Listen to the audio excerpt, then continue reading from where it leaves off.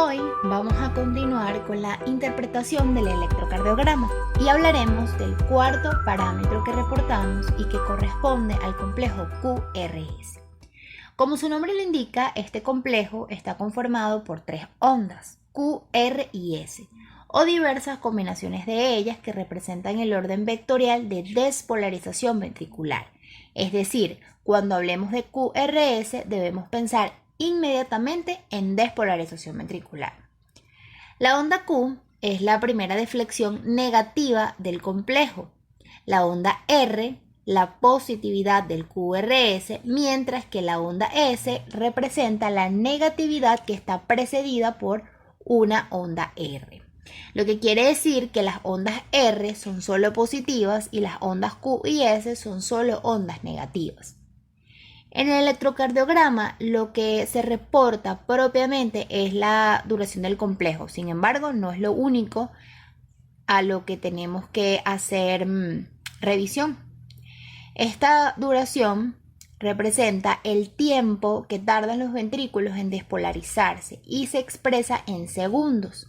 Se va a medir desde el inicio del complejo QRS, exista o no onda Q, hasta el inicio del segmento ST. En la imagen está la representación de la duración con el color morado.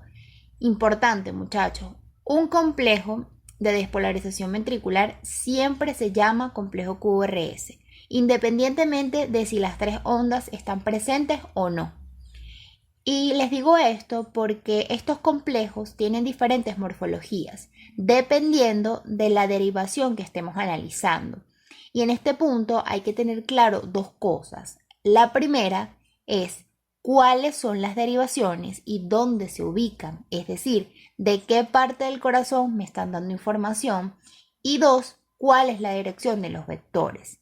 La razón es simple y ya la hemos venido estudiando.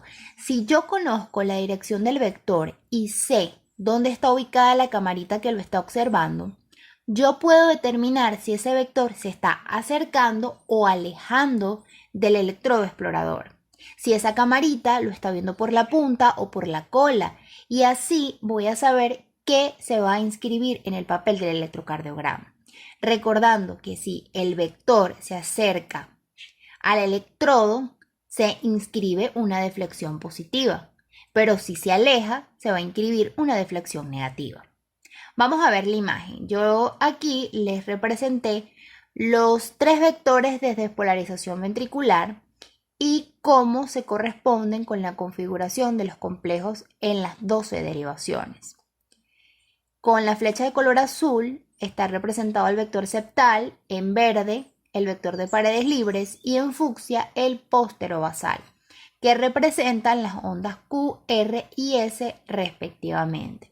También les coloqué a modo de recordatorio la dirección de cada uno. Entonces, el vector 1, que está con la flecha de color azul, obsérvenlo, este representa la activación septal. Por su dirección, sabemos que se desplaza alejándose de todas las derivaciones colocadas en el lado izquierdo del corazón. Y ahí, muchachos, tenemos que recordar rápidamente cuáles son las derivaciones que están en el lado izquierdo. ¿Por qué? Porque en esta se va a registrar una deflexión negativa inicial en forma de una onda Q. Les invito a que revisen todas las derivaciones, ¿ok? Porque si ahora mismo hacemos este ejercicio, vean por ejemplo ABL, que es una derivación que se encuentra o que me da información del lado izquierdo del corazón. Vean de 1. ¿Hay o no una onda Q inicial? La hay. Ahora, seguimos viendo ese vector. ¿Qué va a pasar con las derivaciones que están del lado derecho del corazón? ¿Cómo van a ver ese vector? Lo van a ver acercándose a ellas, por lo que se va a registrar una deflexión positiva inicial en forma de onda R. Recordemos rápidamente las derivaciones que están del lado derecho del corazón y vemos por ejemplo B1. ¿Tenemos una onda R inicial? Vemos B2. ¿Tenemos una onda R inicial? Sí, la tenemos. ¿Lo ven? Concuerda. Y si lo aplicamos con el siguiente vector, que por su dirección se va a ir acercando a las derivaciones del lado izquierdo. Este vector está representado con el color verde. Tendremos registrada una deflexión positiva en forma de onda R. Pero como se aleja de las derechas, se verá una deflexión negativa, una onda S. ¿Lo ven? De esta forma conocemos la morfología del QRS sin necesidad de memorizar todo el electrocardiograma, entendiendo de dónde viene cada uno. En esta diapositiva tienen una imagen con un corte horizontal en donde está representado el corazón con sus 3 vectores de despolarización ventricular y las 6 derivaciones precordiales. Esta diapositiva tiene 2 objetivos principales. El primero es hablar de las diferentes morfologías de los complejos QRS, que ya sabemos que van en concordancia con la dirección de los vectores y cómo son captados a través de las derivaciones. Dijimos que era muy importante conocer entonces la dirección y cómo estaban ubicadas las derivaciones. Aquí quiero que vean que en la derivación B1, el complejo QRS usualmente consta de solo 2 ondas, RS. Y esto se corresponde a que el vector de despolarización del septum interventricular, el primer vector, se está acercando a B1. Por lo tanto, la primera onda que se inscribe es una onda positiva, una R, y esa R se denota en minúscula por la amplitud que tiene. La onda S sí se denota con una letra mayúscula porque es una onda profunda. Si vemos la derivación B6, el complejo QRS también está formado por 2 ondas, pero en este caso QR, que se corresponde con los vectores porque este vector de despolarización del septum se aleja de B6 y al hacerlo hace que se inscriba en el electrocardiograma una onda negativa, que en este caso esta onda es de baja profundidad, por eso se denomina con una Q minúscula, mientras que la R de mayor amplitud se representa en mayúscula. En la parte inferior tienen diferentes morfologías del QRS, por ejemplo, en el caso de que no tenga ninguna deflexión positiva, el complejo es conocido como QS, o si por el contrario se evidencia una segunda deflexión positiva, a esta se le va a denominar R'. El otro objetivo que quiero con esta diapositiva es que observemos la progresión del complejo QRS. Aunque las derivaciones de las extremidades tienen cierta variabilidad en su configuración, las derivaciones del tórax, las precordiales, deben permanecer dentro de un formato más convencional para considerarse normales. Aquí el QRS debe tener una onda R pequeña y una onda S grande en B1, tal y como lo vimos. Esa onda R se va a ir agrandando de forma progresiva desde B1 a B6 y la onda S va a ir disminuyendo, incluso puede ser inexistente cuando se alcanza B6. La imagen del centro, en la cual cada derivación está delimitada con un color, vemos 2 flechas.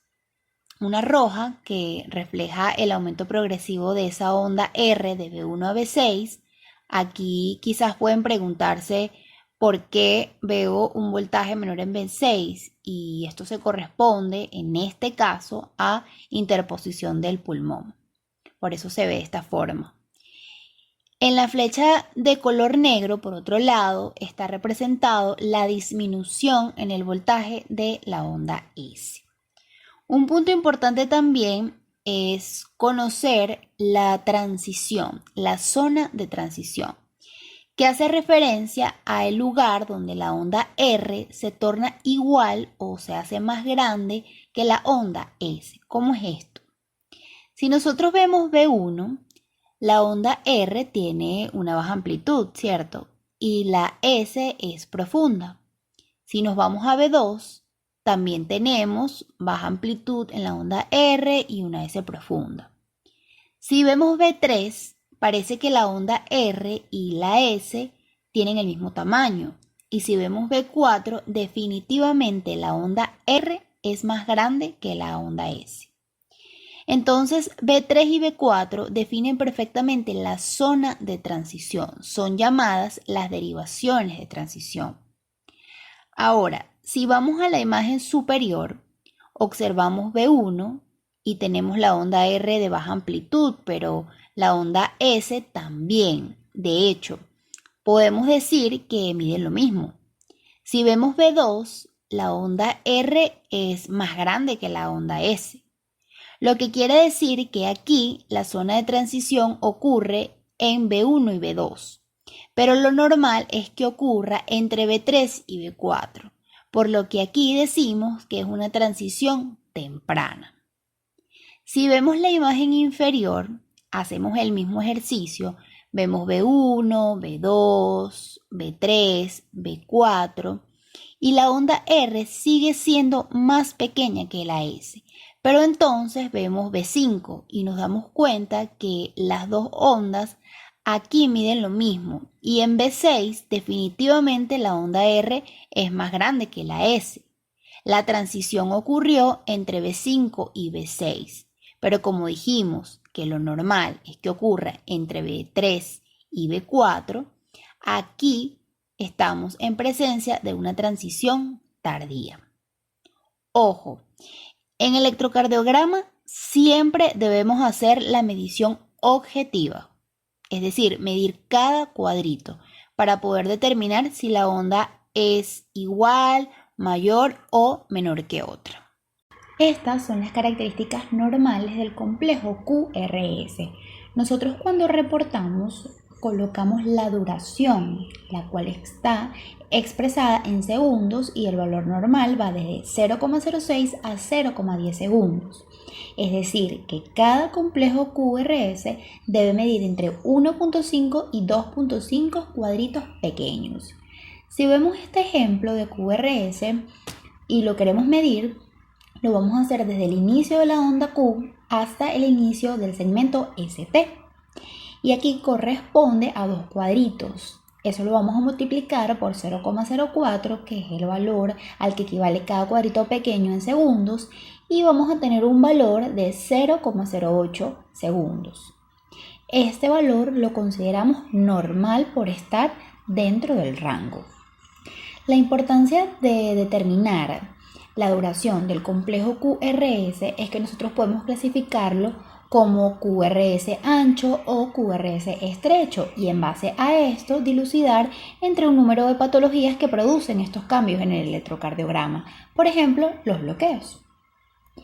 De momento, con que nosotros sepamos que algo está mal por no estar dentro del rango de la normalidad es suficiente.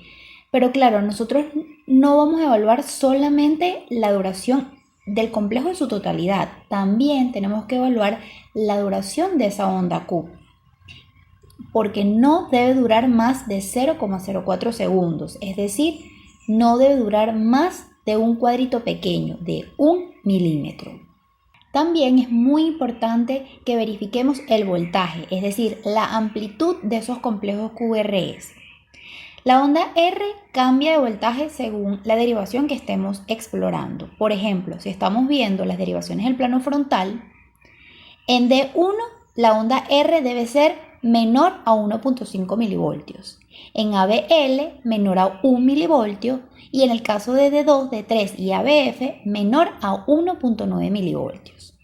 Si estamos evaluando las derivaciones precordiales, ya sabemos que la onda R aumenta su voltaje desde B1 a B5 y que en el caso de B6 vemos un menor voltaje por la interposición del pulmón. Sin embargo, esta onda no debe superar los 1.5 milivoltios. Si vemos la onda S, esta es más prominente en ABR y no debe superar los 0.9 milivoltios en D1, D2 y ABF. En cuanto al voltaje de la onda Q, este no debe ser mayor a 0.3 milivoltios. De hecho, tenemos que evaluar esa onda Q en cuanto a duración, a voltaje, pero también de acuerdo a su presencia o ausencia, de acuerdo a la derivación que estemos analizando. Finalmente, quise hacerles un resumen de todos los elementos que tenemos que revisar cuando estamos evaluando el complejo QRS. El primero es la duración, cuyo valor normal va de 0,06 a 0,10 segundos. La duración se mide desde el inicio de la onda Q, si ésta está presente, hasta el inicio del segmento ST. El segundo elemento es la amplitud. El tercer elemento está en relación con la progresión del complejo QRS. Para esto nos vamos a ir a las derivaciones precordiales y vamos a evaluar que desde B1 a B6 haya un aumento progresivo del voltaje de la onda R y una disminución de la onda S. También tenemos que evaluar la zona de transición, el lugar donde ocurre. Lo normal es que ocurra entre B3 y B4, recordando que cuando hablamos de zona de transición hablamos del lugar donde la onda R se iguala o se hace más grande que la onda S. Aquí en el ejemplo podemos observar que ocurre entre B3 y B4, lo cual es normal. Les coloqué también un cuarto elemento que corresponde a la onda Q, porque nosotros debemos determinar si la onda Q es fisiológica o patológica. ¿Cuándo es fisiológica? Cuando la duración no exceda los 0,04 segundos, cuando el voltaje no exceda los 0,3 milivoltios y además tenemos que evaluar la presencia o ausencia, y esto va en concordancia con la dirección de los vectores y la derivación que esté viendo ese vector. Hasta aquí es la clase de hoy, espero que les haya gustado. Muchísimas gracias.